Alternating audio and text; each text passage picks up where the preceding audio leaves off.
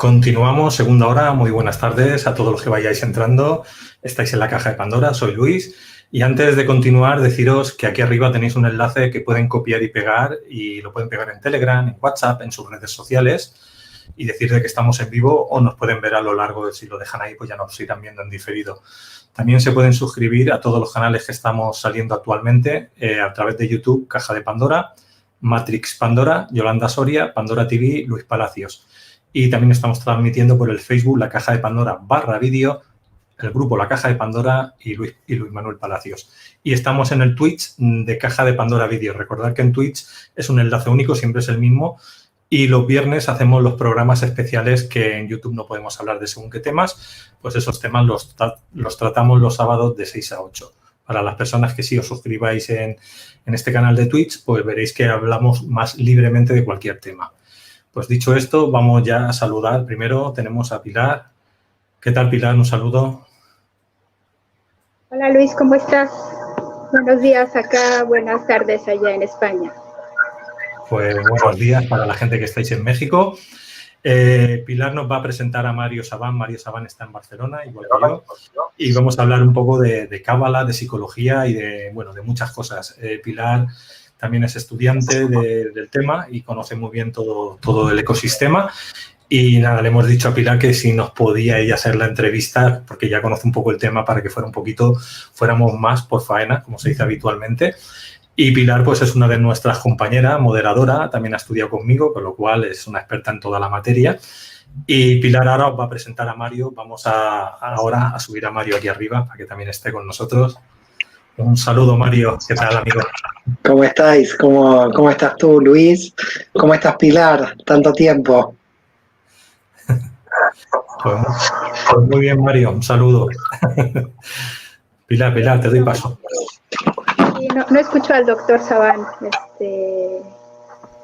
No sé si hay algún tema por ahí, porque no lo alcanzo a escuchar. ¿No lo escuchas, Pilar? Pues te ha saludado, te ha comentado que hacía mucho tiempo que no veíais y eso, que cómo estabas.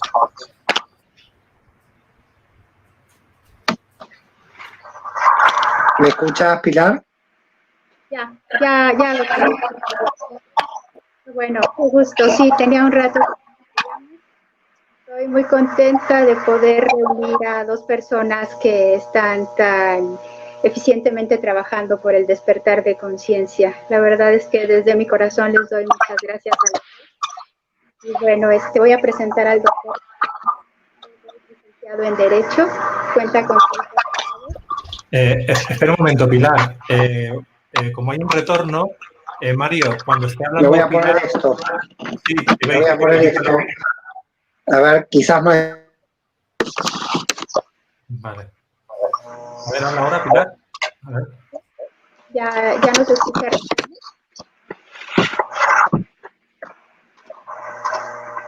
¿Ya? Sí.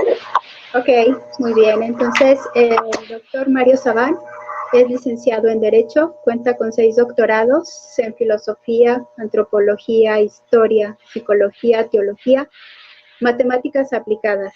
Y en la Escuela de Cábala y Psicología, este conocimiento sistematizado que es la Cábala se extiende a otras disciplinas. Y solo por mencionar alguno de sus cursos, en la escuela podemos encontrar los senderos cuánticos de la Cábala, neurociencia y Cábala, Cábala y escritura, homeopatía y Cábala. Le agradezco otra vez muchísimo, doctor Sabán, el tiempo de esta entrevista, donde precisamente pretendemos abordar algunos temas que nos conduzcan a reconocer la relación entre la Cábala y la psicología, desde la perspectiva de saber cómo funcionan las energías cósmicas que se convierten después en energías psíquicas. ¿Podría explicarnos brevemente qué es la Cábala y cómo se gestó su trabajo de ir poco a poco aterrizando las diferentes disciplinas de conocimiento?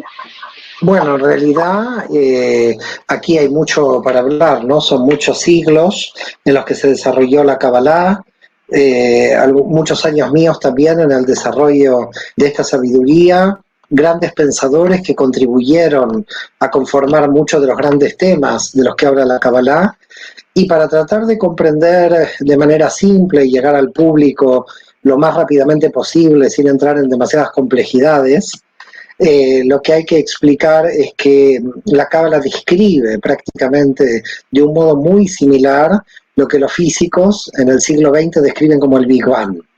Es decir, la teoría de la Cábala es el Tzimtzum, la autocontracción del infinito, y podríamos decir que es una intuición, si se quiere, muchos siglos antes de lo que se va a llamar en física la teoría del Big Bang, de cómo se creó el universo.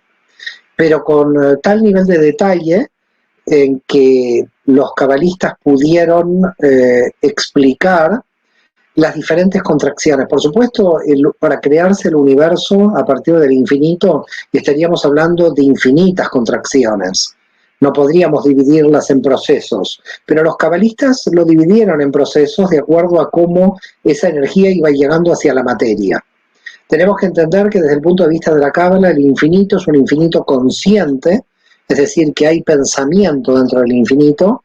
Claro que un pensamiento infinito para nuestra mente es una cuestión muy paradójica y, si se quiere, muy difícil de comprender desde nuestra mente limitada, pero existe un pensamiento, una conciencia, podríamos llamarla, dentro del infinito, que quiere revelarse, que quiere de alguna manera mostrarse dentro del universo, y que para eso se tiene que retirar de sí misma para poder revelarse en este universo. En definitiva, comienza la existencia de la primera paradoja. Dios se retira para que pueda ser visto. Ahora, ¿visto por quién? Visto por él mismo, porque al final no había otro nadie que él.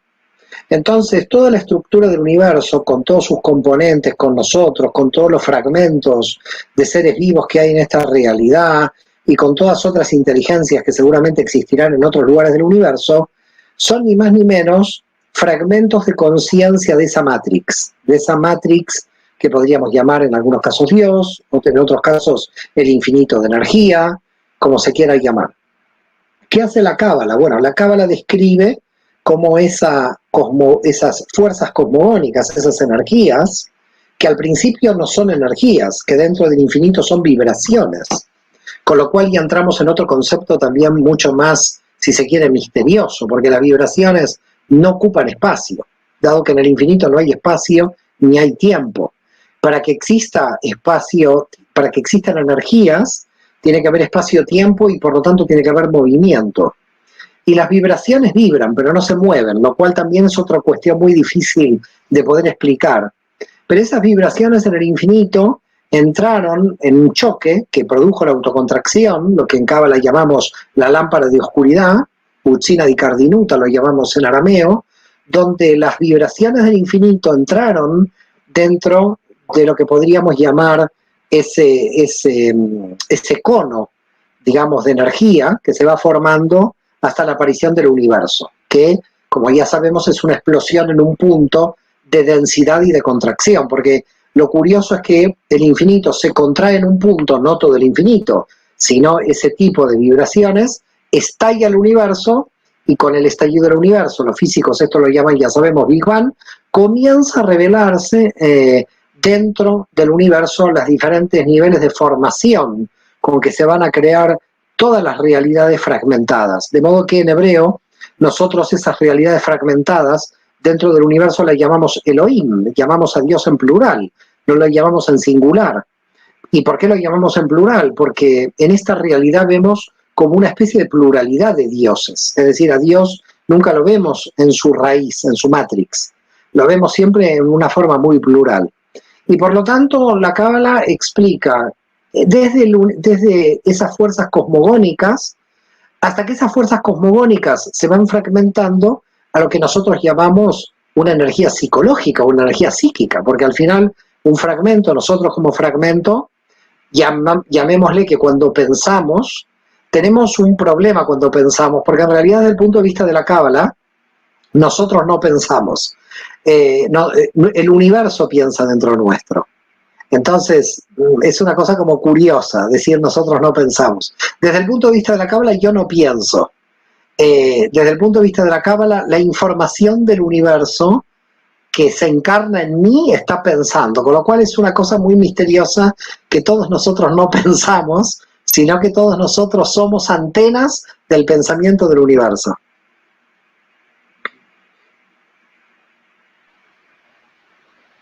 Qué interesante porque eso nos permite conocer más acerca de nuestra identidad y de nuestro papel dentro del universo. Y esa explicación que usted nos da de cómo operan las energías desde otro nivel hacia donde nosotros estamos, pues también nos colabora a saber cómo funciona nuestra alma y desde dónde estamos operativos. Bueno, continuando con este tema para encontrar la relación entre la cábala y psicología, que ya fuimos hacia atrás y también ya fuimos hacia arriba, ahora nos explicó. ¿Podría comentarnos más acerca del acto de la creación, pero ya en un nivel más hacia abajo, el acto de la creación conocido como Masé Bereshit, ¿no? Mira, en principio es muy gracioso cómo los seres humanos utilizamos el lenguaje, ¿no? Cuando tú me dices que intente de arriba venir abajo, en el universo, frente al infinito no hay abajo ni hay arriba. Es decir, que cada vez que bajo, subo y cada vez que subo, bajo. Porque en realidad, si tú desde el centro del universo vas hacia arriba, también vas hacia abajo desde el otro lado. Es decir, el abajo y el arriba no existen en el universo. Entonces, cuando hacemos referencia al abajo y al arriba, ¿a qué hacemos referencia? Cuando decimos hacia arriba, en el universo no es hacia una zona geográfica, sino es hacia lo sutil de la energía que hay en el universo. Y cuando decimos hacia abajo, no vamos hacia abajo de ninguna parte, sino que vamos hacia la materia, hacia la densidad de la materia. Quiere decir que si yo estoy en Júpiter, no es que ni voy ni abajo ni arriba de la Tierra, voy hacia abajo de la densidad dentro del universo. Así que hay que tener cuidado cuando hablamos de abajo o arriba, porque no es un tema geográfico, es un tema de densidad de la energía. Dicho esto, cuando decimos vamos a bajar, que es esta baja la densidad de la energía, aparecen las formas en la materia, aparece la materia, lo que nosotros llamamos el universo de Asia.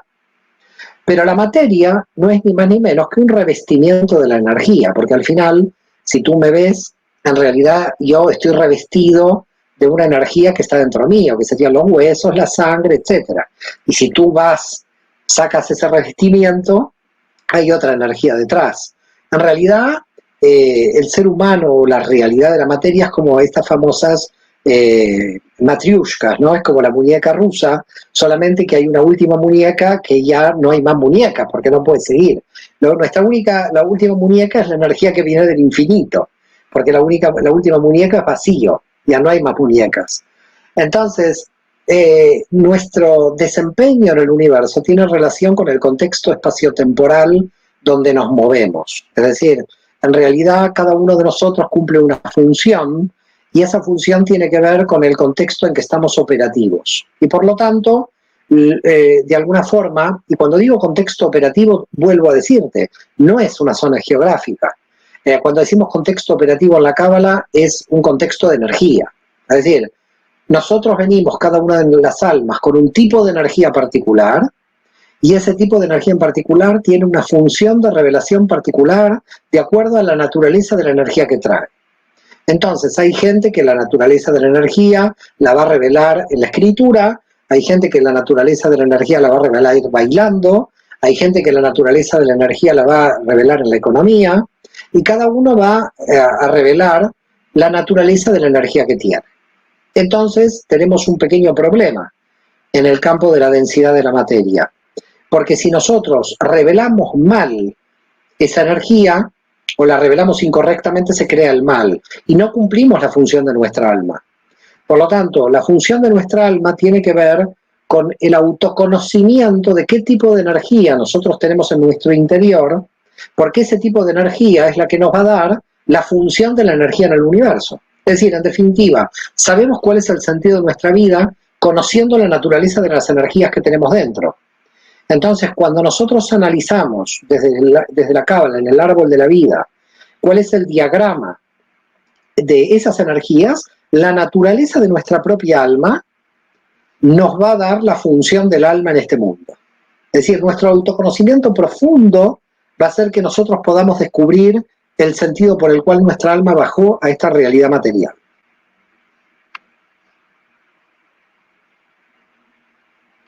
Muy bien, doctor. Quisiera quisiera citarlo precisamente en este contexto. Usted, como bien dice, nuestra tarea en este mundo es encontrar las energías esenciales detrás de la materialidad. Y bueno, ese es uno de los propósitos de esta entrevista. Y yo quisiera continuar precisamente con la explicación de cómo las energías fueron transformándose, cómo están en los transformadores de energía en el siguiente paso, que serían la formación de los 5 universos. ¿Nos puede platicar al respecto? La gente lo puede comprender muy bien, solo que hay que llevarlos un poco más atrás. Vamos a tomar un ejemplo para que la gente pueda comprender lo que es una contracción de la energía, porque si no, esto va a quedar muy teórico. Y la Cábala no habla de teoría, habla de la práctica, de lo que pasa en la realidad. Si uno coge lo que se llama una tabla periódica de elementos, lo que estudiamos en química, ¿no? Cuántos neutrones, cuántos protones, cuántos electrones tiene cada elemento. Vamos a ver que a medida que pasan los siglos en el universo, los años luz, vamos a tener cada vez elementos más pesados, el hierro, el cobre, el plomo. Pero que los primeros elementos del universo son el hidrógeno y el helio, y estos primeros elementos tenían muy pocos, en el átomo tenían realmente muy pocos protones, muy pocos electrones. Quiere decir que solamente mirando la tabla de elementos químicos, podemos ver lo que nosotros en Cábala llamamos autocontracción. ¿Qué es autocontracción? Que se formen elementos cada vez más densos en el campo de la materia por unión de electrones, protones, neutrones. Pero si nosotros vamos al comienzo del universo y vemos la formación de los primeros átomos, estos átomos en realidad son revestimientos de vibraciones ocultas que tiene la materia, y ahí aparece la física cuántica. Y por ese motivo la Cábala y la física cuántica están tan juntas en esto, porque describen exactamente lo mismo. No solamente la Cábala describe lo que es el Big Bang, sino que también la Cábala describe lo que es la teoría de cuerdas, en el sentido de que detrás de la energía, detrás de esa energía atómica, aparecieron los fermiones, los bosones, todos elementos, por ejemplo el bosón de Higgs, todos elementos microscópicos que dan origen a la estructura del átomo. Es decir, la física cuántica avanzó en comprender que el átomo no era la estructura final con la cual está construido el universo. Y por eso la física cuántica fue hacia el interior de la materia, que es el interior de la energía. Y se encontró ahí con vibraciones, con elementos vibracionales, y los cabalistas explican que justamente son los elementos vibracionales del infinito los que conforman lo que hay detrás de la materia.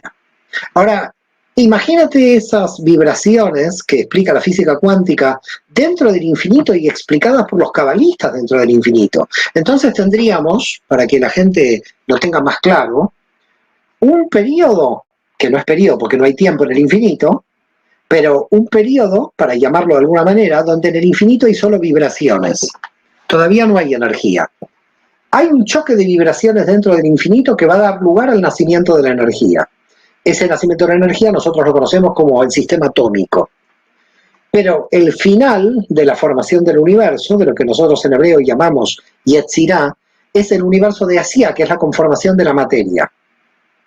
Entonces, hay varias descripciones de cada uno de los universos. Cuando nosotros, por ejemplo, decimos el universo de las vibraciones, hablamos del universo del Adam Kadmon.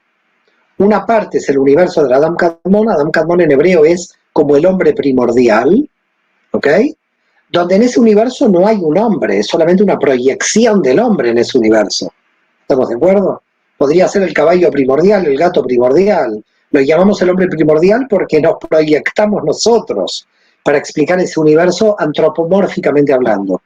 Pero ese universo del Adam Kadmon o del hombre primordial contiene una explicación de todas las energías que hay en el infinito. Y entonces ya nuestra mente, en ese primer universo, es muy difícil de explicar. Porque ¿cómo conceptualizamos el infinito? Tenemos que conceptualizarlo como conjuntos transfinitos. Y fíjate que Cantor, que es el gran descubridor de los conjuntos transfinitos en el fin del siglo XIX, principio del siglo XX, ese tipo de matemática que a Cantor lo llevó a la locura, pero que para los cabalistas era una realidad, podían comprender por conjuntos transfinitos las vibraciones dentro del infinito. Es decir, dentro del infinito hay vibraciones. Y ese infinito no se puede revelar, no podemos hablar de él hasta que no existe un universo finito. Ahora, ese universo finito tiene que tener ciertas leyes para que el infinito no nos destruya. Porque por definición el infinito tiene tal nivel de vibración que a nuestro universo nuestro universo limitado no lo podría sostener. Entonces nuestro universo, para sostenerse frente al infinito, tiene que empezar a absorber la energía que viene del propio infinito. Es decir, la única forma que tiene nuestro universo de poder expandirse y seguir adelante es tomar vibraciones que vienen del infinito. Lo curioso es que los físicos cuánticos no llegaron todavía aquí. Los cabalistas sí, pero los físicos cuánticos no, porque los físicos cuánticos siguen buscando como dentro del universo los elementos, cuando en realidad esos elementos no los van a encontrar en el universo dentro, porque en realidad el sistema proviene de la Matrix. Tiene que haber dentro del infinito una vibración que entre dentro del universo. Hay una variable que la física cuántica todavía no descubrió, pero que ya va a llegar la ciencia a descubrirla, aunque los cabalistas ya la podemos explicar.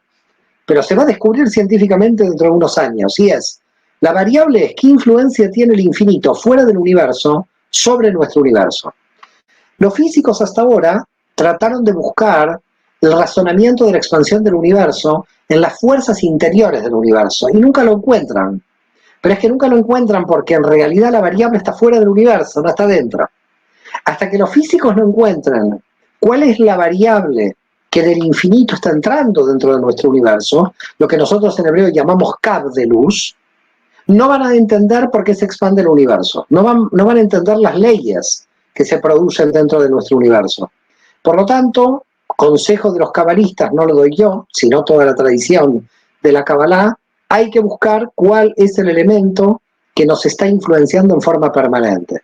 En un primer momento la Kabbalah, que habla de una autocontracción Aleph, del Tzimtzum Aleph, habla de que el universo se rompió, que no pudo resistir la cantidad de luz que entró y que después se recompuso. Esa recomposición nosotros la llamamos universo de Atzilut, el universo de la emanación, donde se creó, desde el punto de vista de la Cábala, una simetría. ¿Y qué quiere decir una simetría? La simetría es lo que permite a un nivel entrar en otro nivel. Vamos a tratar de explicar esto para que la gente lo entienda. Imaginemos una pared. Yo tengo la pared aquí de mi casa, de mi despacho. Entonces, imaginemos una pared. Esa pared con el aire, en principio parece que no tiene ninguna relación. El aire está aquí y la pared está ahí. Pero hay algo sutil que la gente tiene que entender. Si pasan muchos años, la pared se desgasta y es más, la pintura desaparece. Quiere decir que hay un efecto que nosotros no vemos, pero que es muy sutil y se ve solo con los años. ¿Cuál es? Que el aire sobre esa pared está ejerciendo una influencia, pero que no la podemos ver inmediatamente, porque yo no puedo ver, yo veo la pared y no veo la influencia del oxígeno sobre la pared, no veo la influencia, pero hay una influencia. El universo de Atzilut es la influencia del infinito sobre el universo en un sistema de asimetrías. Las asimetrías son las influencias de unos elementos sobre otros. Es decir, en donde yo vivo, en la ciudad donde yo vivo, a mí me influencia la cultura donde vivo. Pero puede que yo me quiera encerrar, y aunque me encierre la influencia de la ciudad donde vivo. Entonces, el sistema de influencias, nosotros lo llamamos sistemas asimétricos, porque producen unos sobre otros. Por eso es tan difícil explicar el universo, porque todos los elementos se influencian entre sí. Es decir, en este momento me influencia dar esta entrevista, al mismo tiempo si tengo sed o no, al mismo tiempo mi pensamiento, al mismo tiempo el oxígeno, al mismo tiempo la pared.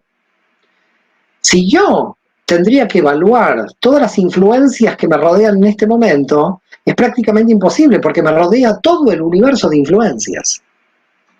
Entonces, todo fragmento en el universo está influenciado por todos los elementos del universo al mismo tiempo. La Cábala estudia las interrelaciones de todos los fragmentos entre sí. Bueno, es para volverse locos, como podrás ver.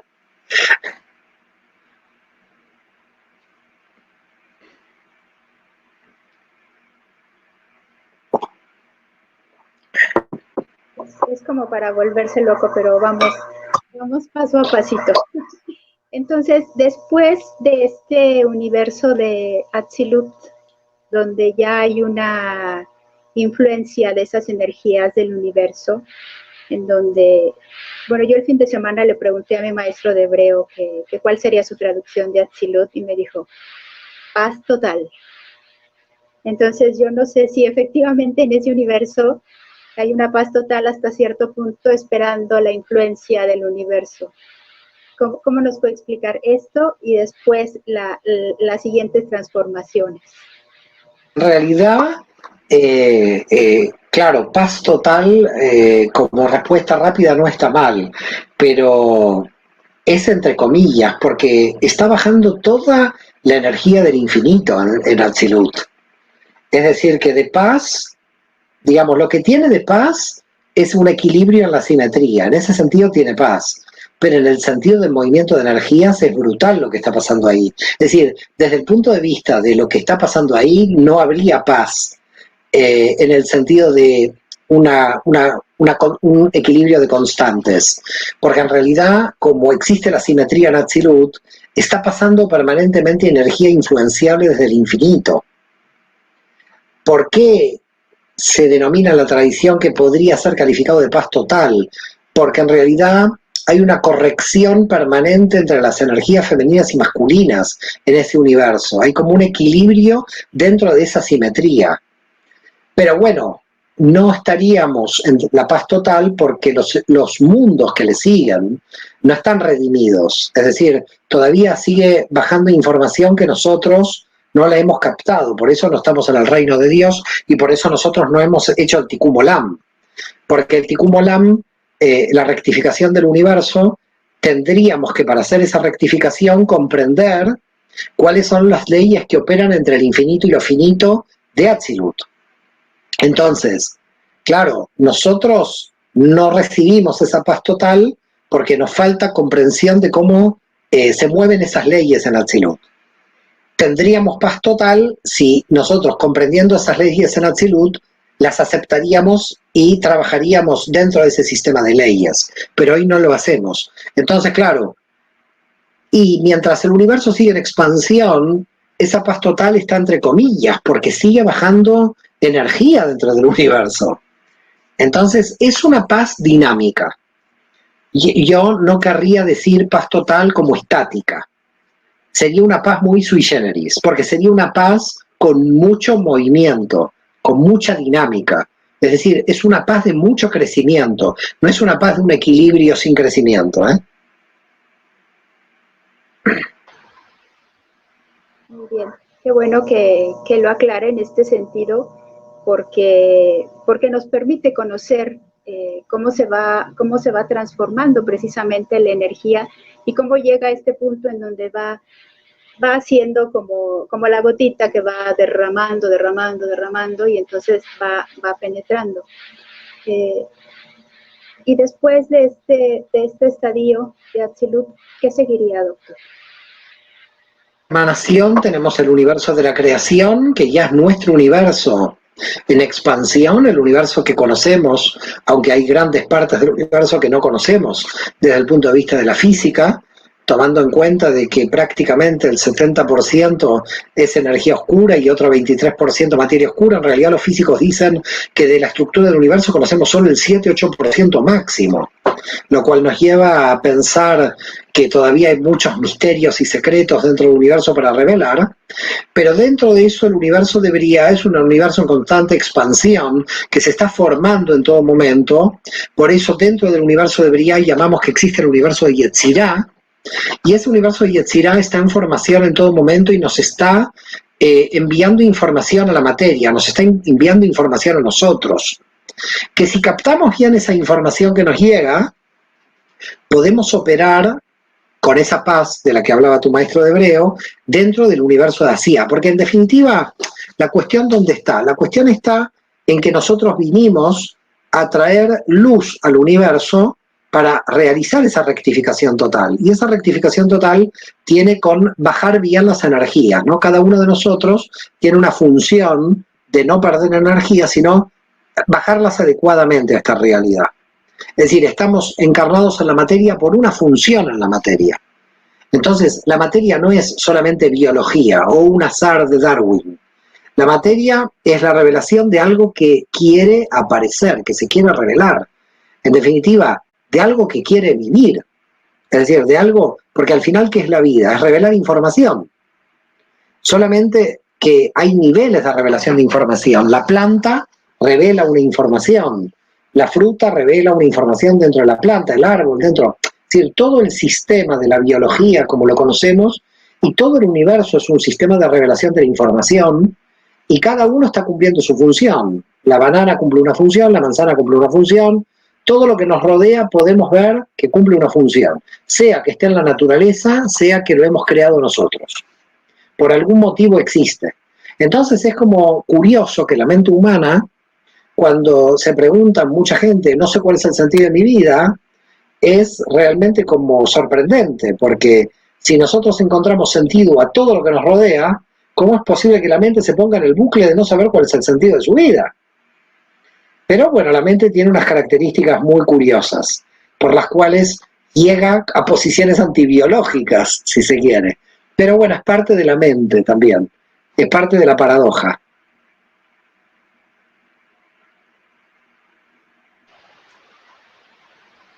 Muy bien.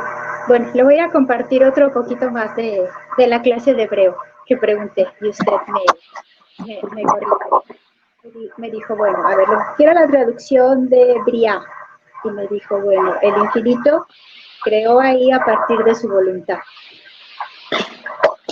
Bueno, en realidad la voluntad del infinito, podríamos decir, como todas las características que podamos nombrar conceptualmente del infinito, están puestas dentro del infinito. Es decir, que yo del infinito puedo ser misericordioso, puedo decir voluntad, puedo decir vaso, Buda, puedo poner cualquier cosa en el infinito, porque total el infinito lo aguanta todo. Cualquier concepto que yo diga del infinito es correcto, pero cualquier concepto que diga del infinito es incorrecto, porque yo no puedo poner en un concepto al infinito, porque el infinito no tiene una característica, tiene infinidad de características, inclusive las que nosotros no conocemos. Entonces, claro, decir voluntad a la gente le puede causar, yo también lo digo muchas veces en mis clases, pero somos conscientes que no estamos hablando de la voluntad tal como la conocemos nosotros, de un fragmento finito. Estamos hablando de una voluntad que no tiene ninguna relación con nuestra voluntad. Es decir, que en realidad es consubstancial. Lo que pasa es que en el infinito, todo lo que podamos hablar de él es consubstancial a él. Porque en el infinito, toda la información infinita es consubstancial a él. Inclusive la finitud que se va a crear es información que está dentro del infinito. Entonces, decir que es voluntad, usted puede decir que es voluntad, pero usted puede decir cualquier cosa del infinito. Porque en realidad se lo permite todo. El infinito tiene toda la información.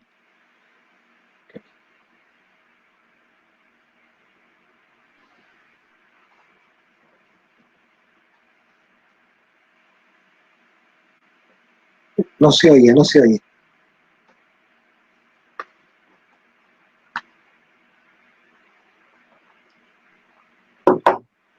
Muy bien. Entonces, ¿cómo definiría usted la acción del infinito cuando pasa del universo de Atzilut al universo de Briá? Es pasar del universo de Atzilut al universo de Briá, así como de Briá y Yetzirah y así de Yetzirah hacia, es Tzimtzum, autocontracción. Es decir, no se puede definir de un universo a otro nada más. De todos los universos es el mismo proceso de autocontracción en diferentes niveles. Si tú me dices, ¿cómo defino de Briá y Yetzirah? Autocontracción. Y si me dices de Yetzirah hacia, autocontracción.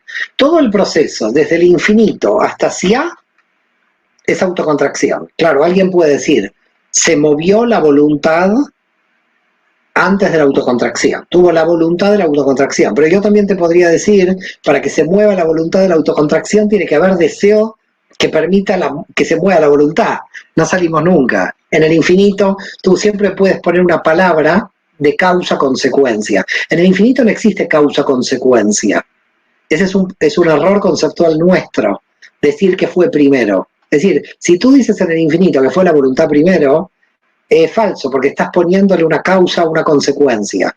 Y todavía no hay tiempo en el infinito para poner causa-consecuencia.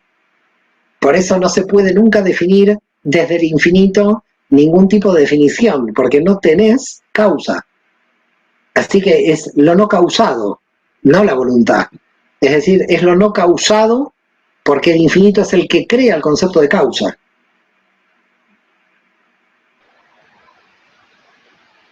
Muy bien. Continuamos. Porque aquí me gustó otro término que él me definió en el universo de Yetzirah, que es crear con conciencia. Entonces... a ver, conciencia se puede ver desde dos ángulos.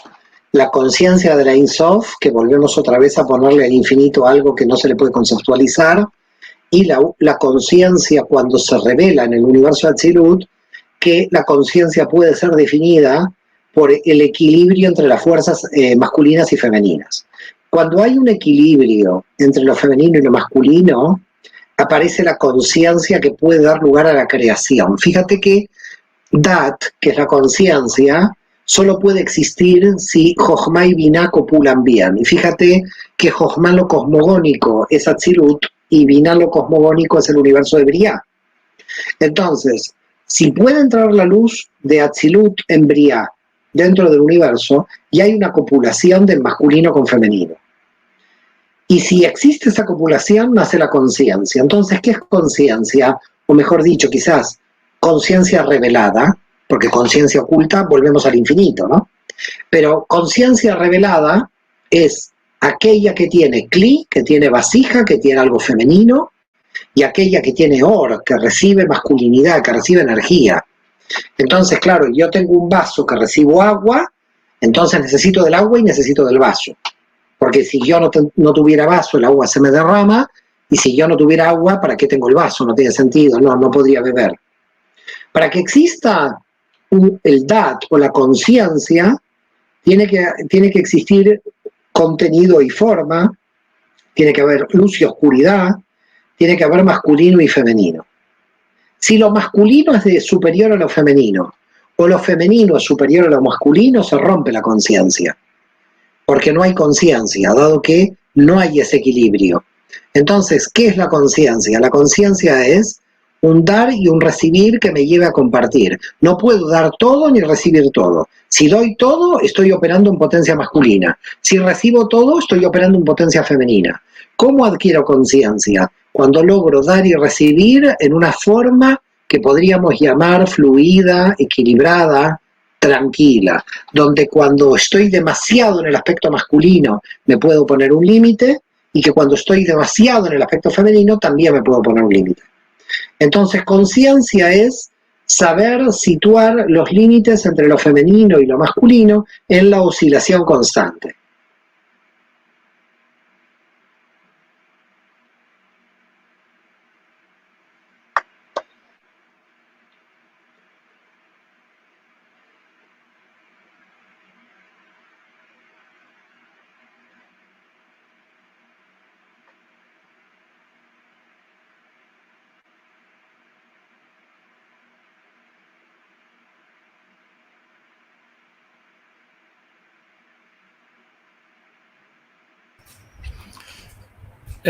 Pilar, tienes que hacerlo tú desde ahí. No me deja a mí desde aquí, desde control. Sí, quita el micro. Es que se ha quedado como bloqueado desde control. Le he dado yo, le has dado tú y se ve que se ha quedado bloqueado, pero desde el lado tuyo. No puedo quitar yo el micro desde aquí. Sí. Bueno, esta es la prueba, lo que estamos viendo, del desequilibrio de energías femeninas y masculinas.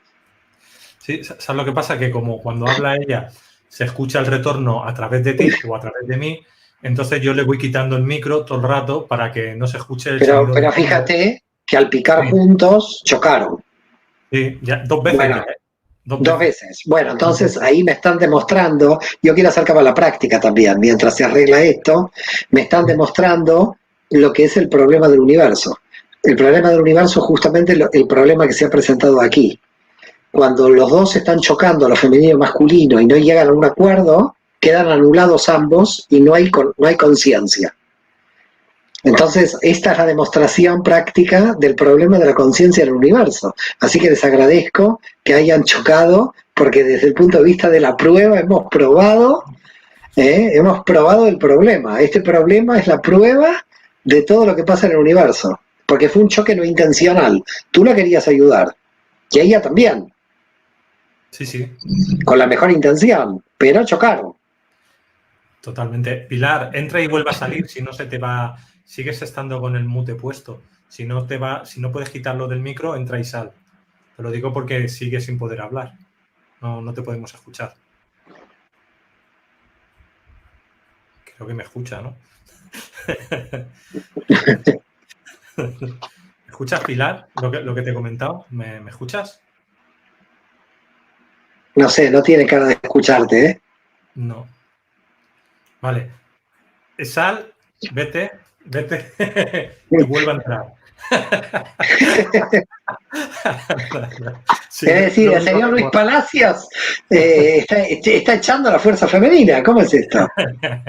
No, es que técnicamente, si se va fuera, si ella se va y vuelve a entrar, volverá a ir el sistema operativo. Porque es que otra cosa no podemos hacer. No nos bueno, eso en Cábala se llama Tzimtzum Bet. Como entró mal, se destruyó el universo, entonces tuvo que entrar otra vez. Sí, a ver. Eso se llama segunda autocontracción. Pero creo que no sé. Ahora, a ver, la estoy sacando yo, ¿eh? Para sacar del estudio, para que vuelva a entrar. A ver, ahora ha salido ella, creo que la ha entendido.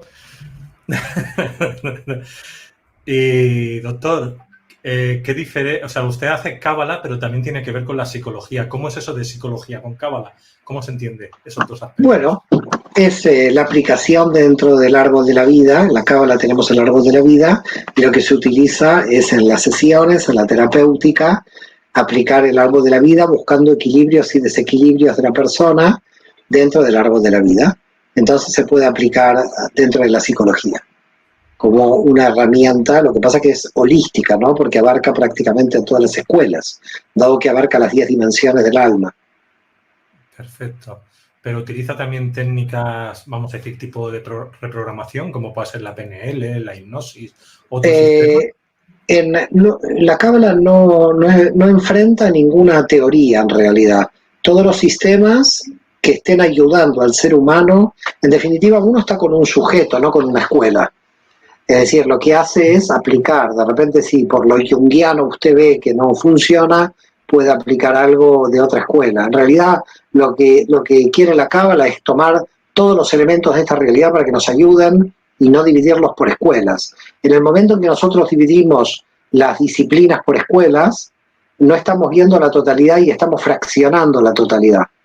Entonces tenemos un gran problema desde la cábala porque unimos a todas las disciplinas, pero en muchos casos esas disciplinas no han nacido para unirse, han nacido para separarse. Porque el nivel de especialización que tenemos en Occidente y en el mundo moderno ha hecho que no veamos el todo, que cada uno ve un árbol pero no podamos ver el bosque.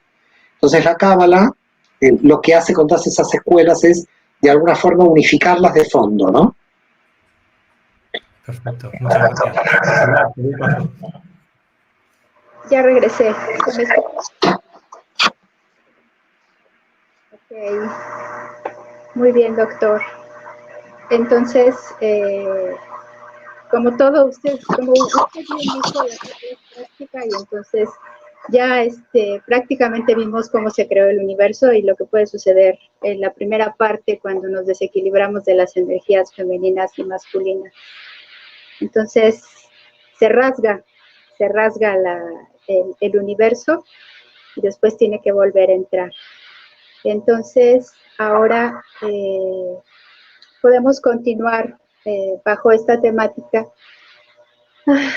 Si nos puede explicar la última contracción del universo de Yetzirah hacia. lo que sucede con las energías es que se van uniendo, se van haciendo cada vez más densas, se llega a la materia que desde el punto de vista del árbol de la vida es la construcción de Malhut en el universo, del reino, donde se tiene que revelar finalmente todo, pero es curioso ya el concepto en hebreo de Olam. Olam viene del término hebreo Neelam, que quiere decir oscurecer, ocultar. Entonces cada universo oculta el anterior. Entonces, cuando llegamos al último universo, al universo de la materia, lo curioso es que la materia oculta todas las energías dentro de la propia materia. Entonces, es el universo donde nosotros tenemos que revelar nuestro sentido, revelar la luz, pero al mismo tiempo el más complicado para revelarlo porque es el de más limitaciones, porque es el de más densidad. Entonces, aquí tenemos menos información, llega menos luz, hay mucha contracción, es como el final de la contracción, ¿no? Pero fíjense que en una embarazada el final de la contracción es como el nacimiento. Justamente cuando se termina la contracción está naciendo el bebé. Entonces aquí pasa algo similar, ¿no? En el sentido de que las últimas contracciones producen la materia, y en la materia lo que se produce es que se pueda ver en el campo de la materia esas energías que no se podían revelar en otro campo más alto. Entonces, ¿qué pasa en Asia o cómo pasamos de Yetzirah a Asia? Y podríamos decir que la materia, bueno, los físicos dicen que la materia del universo se creó hace 3.000 millones de años. Eso en el universo es poco, porque el universo tiene entre 14 y 15.000 millones de años. Quiere decir que la historia de la materia en el universo tiene 1/5 de la historia del universo. 4/5 de la historia del universo eran pura energía, que todavía no habían llegado a conformar la materia. Entonces quiere decir que la materia es algo nuevo en el universo, el último estadio, lo que se llama en textos bíblicos el Shabbat, el final, el descanso de Dios. El descanso de Dios no es ni más ni menos que la fase final de la creación de la materia en el universo. En este plano entonces aparecemos nosotros y aparecen otros seres vivos, pero aparecemos ¿con qué sentido? ¿Con comer, dormir, reproducirnos? No. Aparecemos con el sentido de que venimos con una función, porque nuestra función es decodificar la energía para bajarla al campo de la materia. Es decir, si tenemos energía oculta en nuestro interior, esa energía la tenemos que revelar en el campo de la materia. Entonces cada uno de nosotros viene con un objetivo diferente y con el mismo objetivo todos. Tenemos un objetivo general, que es todos venimos a bajar información a la materia, y un objetivo diferente, que es que cada una de nuestras almas viene a cumplir con un tipo de energía, con un tipo de revelación diferente. Por ese motivo, desde el punto de vista de la Cábala, decimos que todos somos el Mesías, porque todos estamos revelando a Dios a partir de nuestra alma. Muy bien. ¿Podría poner un ejemplo práctico de la formación, de la generación de algo en nuestra realidad cotidiana, de cómo pasa por cada uno de los universos? Me acuerdo muy bien que en alguno de sus seminarios explicó, por ejemplo, cómo se forma un grano en nuestra piel. Claro, bueno, se puede explicar con cientos de ejemplos, ¿no? Por ejemplo, con cualquier ejemplo de la realidad se puede explicar. Por ejemplo, vamos a tomar el ejemplo de un rotulador, ¿no? Que yo pueda utilizar, o un boli, que yo pueda utilizar, una lapicera. Eso indudablemente esto está en el universo de Asia, porque lo puedo tocar, está dentro de la materia. Si yo quiero saber en el universo de Yetzirah cómo se formó, entonces tengo que ir a la fábrica y ver todo el proceso de fabricación. Entonces, imagínense que este boli es el universo de Yetzirah. ¿Qué es el universo de Yetzirah? No se lo tiene que imaginar. Este boli es el universo de Yetzirah, es la materia. Ahora, yo quiero ir al universo de Yetzirah de este boli, y voy a la fábrica y veo en la fábrica cómo se produce. Ahora, yo quiero ir al universo de Briah, a los elementos que necesita la fábrica antes de que se cree este boli. Es decir, para que este boli exista, tuvieron que, bueno, la tinta, el plástico, estos diferentes elementos que se tuvieron que llevar a la fábrica en algún momento, de alguna parte. ¿Estamos de acuerdo? Ese sería el universo de Briah. el universo de los elementos antes de pasar a la fábrica. El universo de Atzilut es la persona de la fábrica que diseñó el boli. Que claro, yo cuando veo esto, digo, ¿dónde está la persona que diseñó esto? Porque no la veo. Por eso el universo de Atzilut no se ve, aunque yo pueda ver el boli. Y el universo de Adam Kadmon es el dueño de la fábrica que contrató al que diseñó el boli. Creo que así más o menos la gente va a entender. Muy bien. Muy gráfico.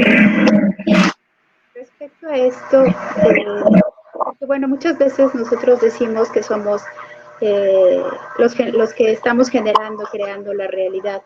Entonces, el ser humano tendría o debería pasar por todos estos procesos para poder generar una realidad, pasar por todos los universos. Claro. Nosotros pasamos por todos los universos, pero no conscientes. Nosotros somos conscientes de cómo utilizar este boli. Así que lo primero que tenemos que hacer es ser conscientes de no tirar este boli en la cabeza de nadie, sino que tenemos que saber que su función es escribir. Y el problema que tenemos es que no sabemos la intención del que creó este boli, porque nosotros lo utilizamos para tirárselo a la cabeza a alguien. Viene la cábala y le dice, ¿sabe qué? Este boli se hizo para escribir.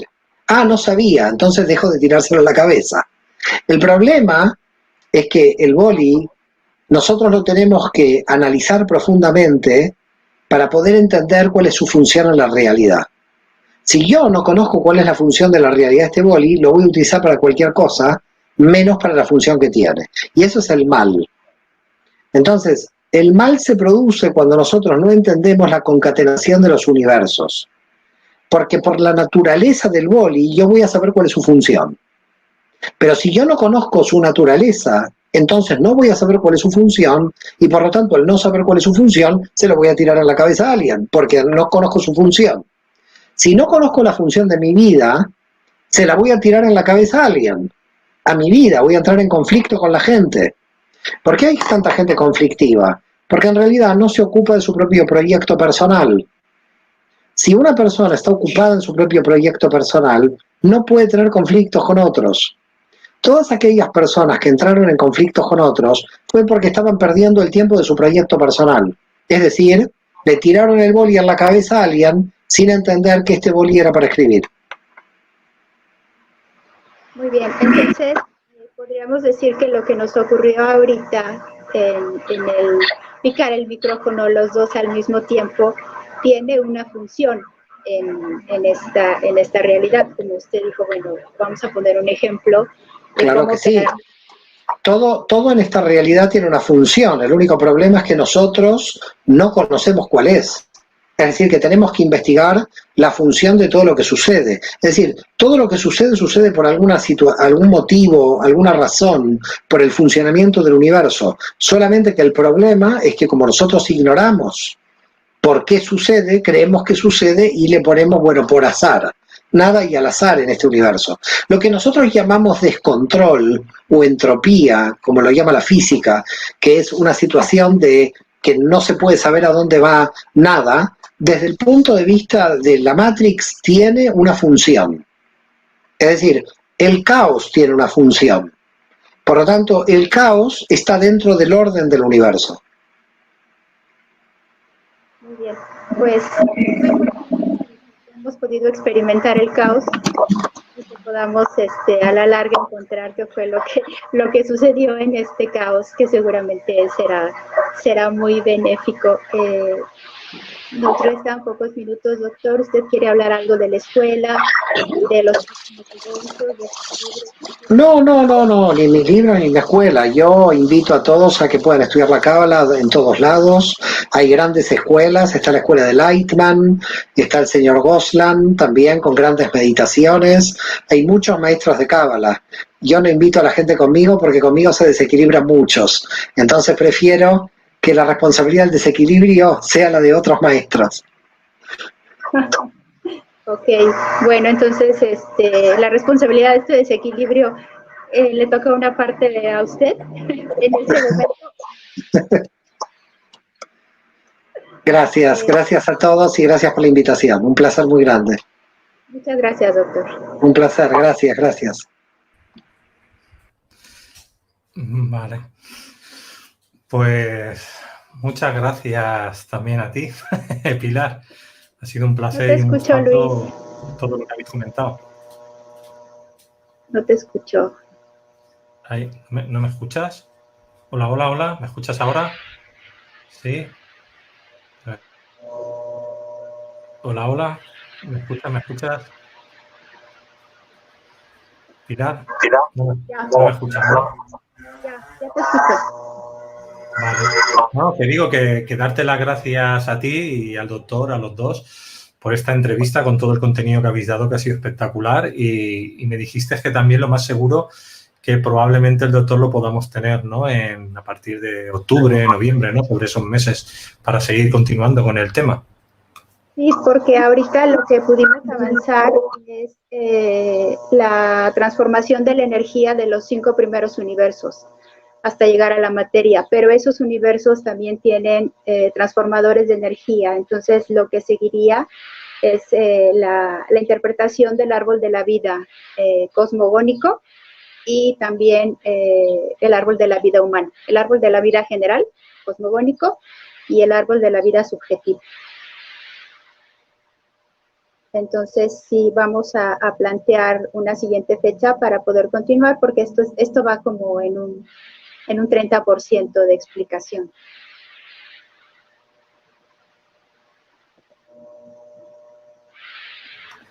Que había quitado el micro.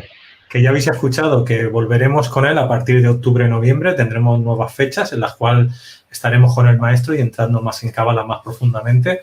Entonces, todas las personas que nos estáis escuchando ahora, pues ya sabéis la fecha, ¿no? Cuando volvamos del periodo vacacional, pues volveremos otra vez con todo el tema de cábala y volveremos también aquí a tener a Pilar, que seguirá haciendo todas esas preguntas ahí para sacar información de toda esta temática.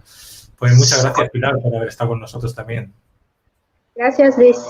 Muchas gracias. Nos vemos. Pues venga, hasta luego, Pilar. Y ahora, familia, pues vamos a poner...